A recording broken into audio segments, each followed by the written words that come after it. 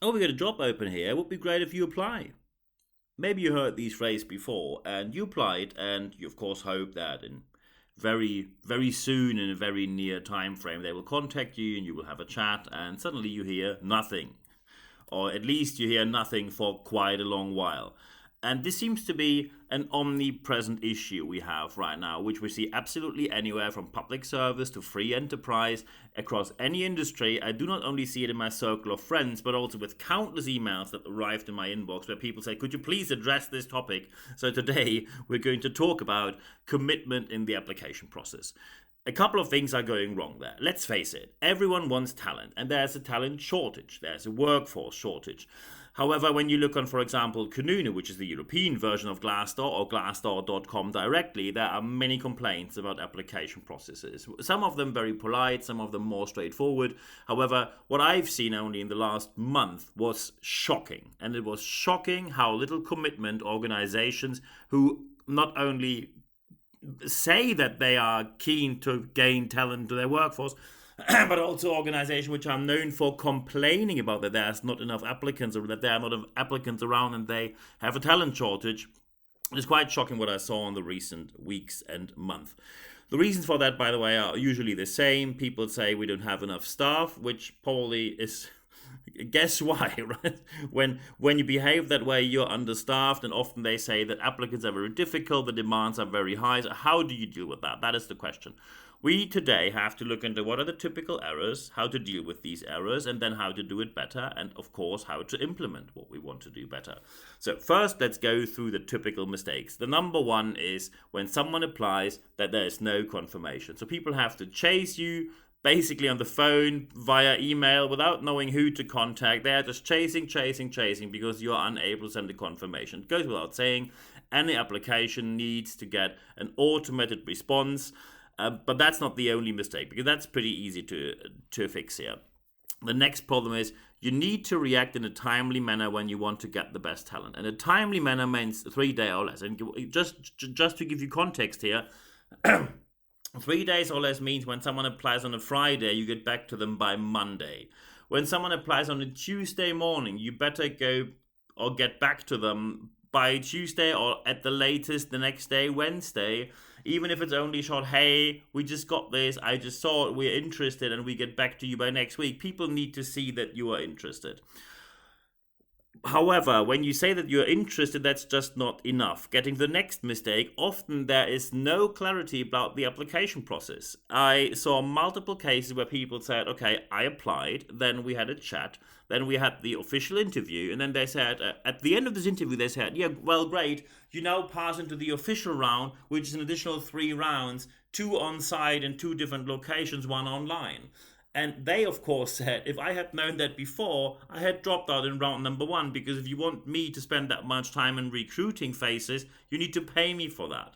So you need to make clear what the whole recruiting process is about. The non-transparency or the non-clarity, where people sometimes don't even know who's going to talk to you next, what the next step is, shocking. And that comes straight to the next mistake. You are often relying on too few people. Very often we heard, oh, we can't do this interview because colleague XYZ is either sick or on vacation or not here or on business travel. You can't rely on just one person, except when you're a very, very small organization. Then anyone knows this can happen. When you are a large organization, there will be someone else who's able to do a qualified interview. However, while you have way too few people dealing with the organization of interviews, you have way too many people talking during these interviews. I get the impression, especially in the English-speaking world, anyone wants to be part of recruiting suddenly.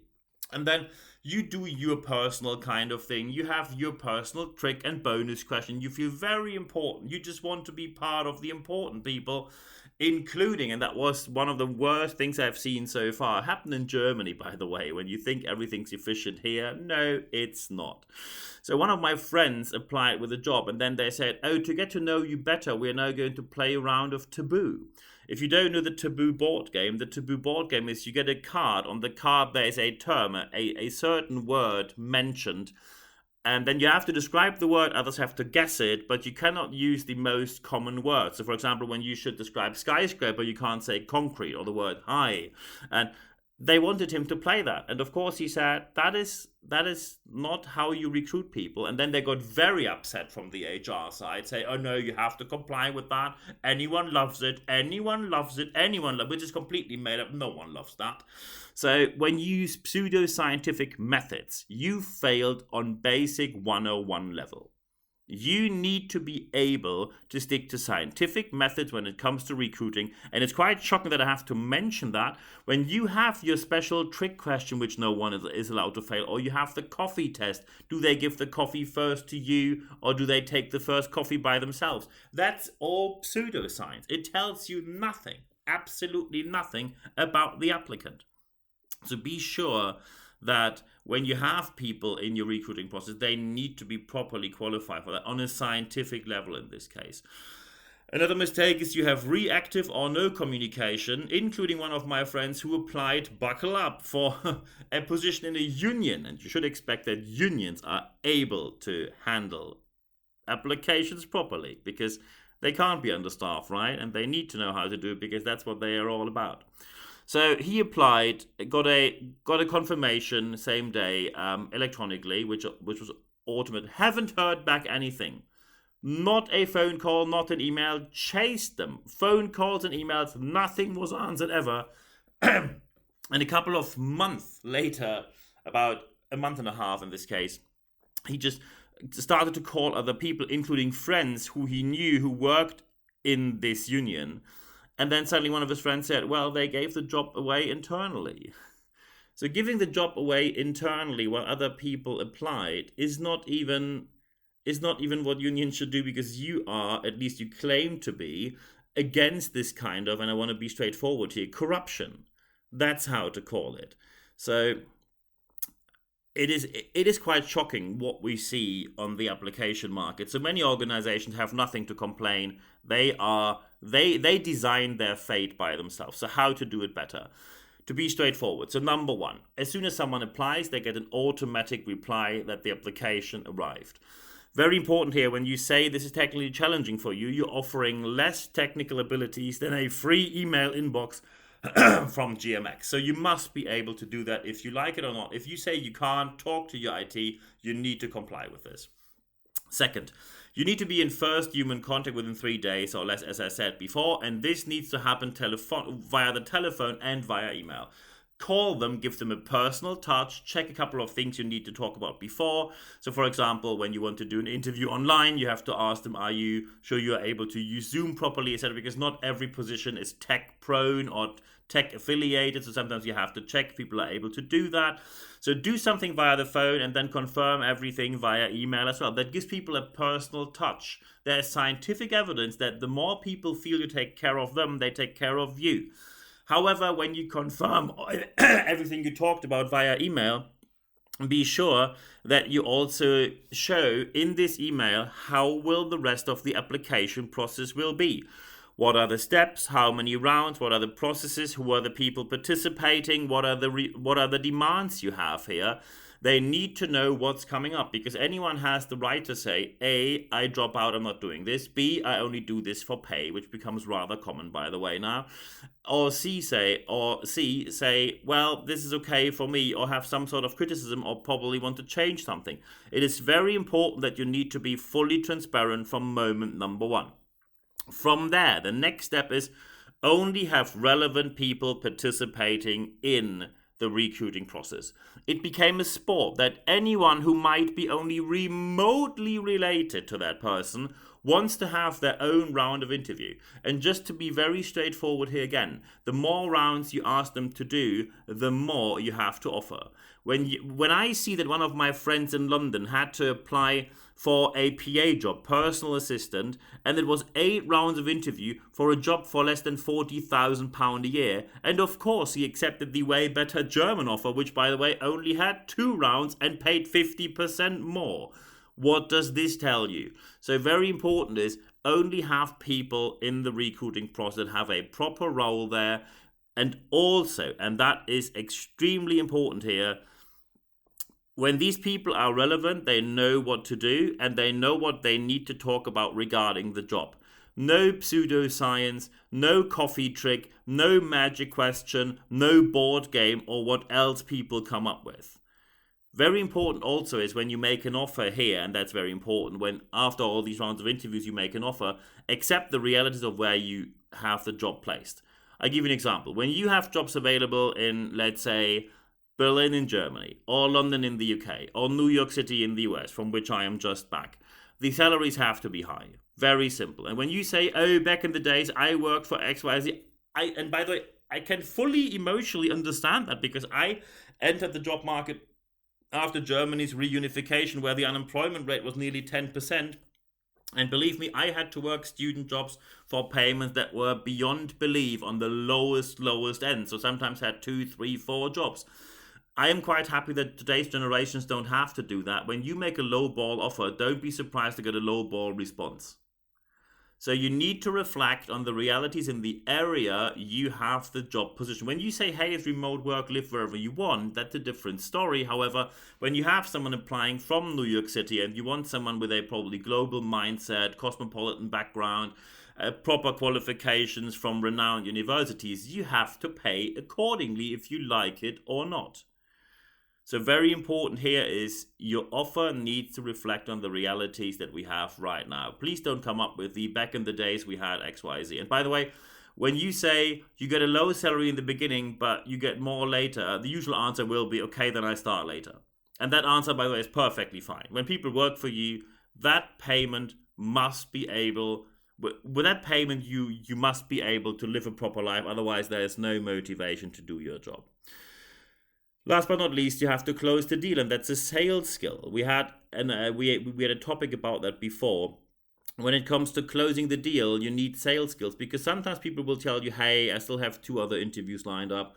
Sometimes they will tell you, hey, I need a bit more time to think, or they tell you, hey, just another week and then I get back to you. However, there is a certain point where you need to speak up against that. So, for example, when people say, again, yeah, just another 3 days, I might have something else lined up, then it's perfectly fine to say, hey, look, we are interested in working with you, and we made you a very great offer, and you confirmed that the offer is great. We really want to work with you, but please tell me by tomorrow if it's a yes or a no.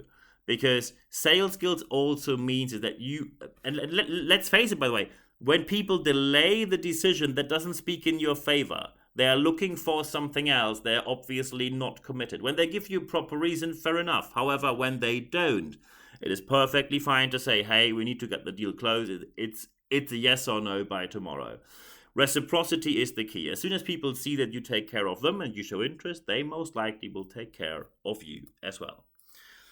How to implement all of that in your organization. So step number 1 is you sit down and you define the process of your application from the very start to the very end. And just to give you a time frame, the time frame should be 28 days or less.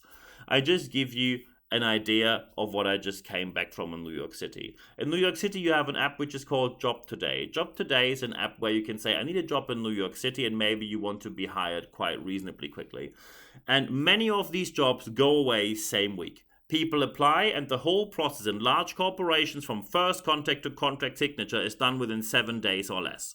So please tell me what your excuse is that you need 3 months. And of course, many will say, oh, we're understaffed. Do you think this doesn't happen in New York City? Where the war for talent is at peak point, worst situation in history. So you have 28 days maximum. Great when you are quicker, not very good when you're short. And by the way, you get very positive. You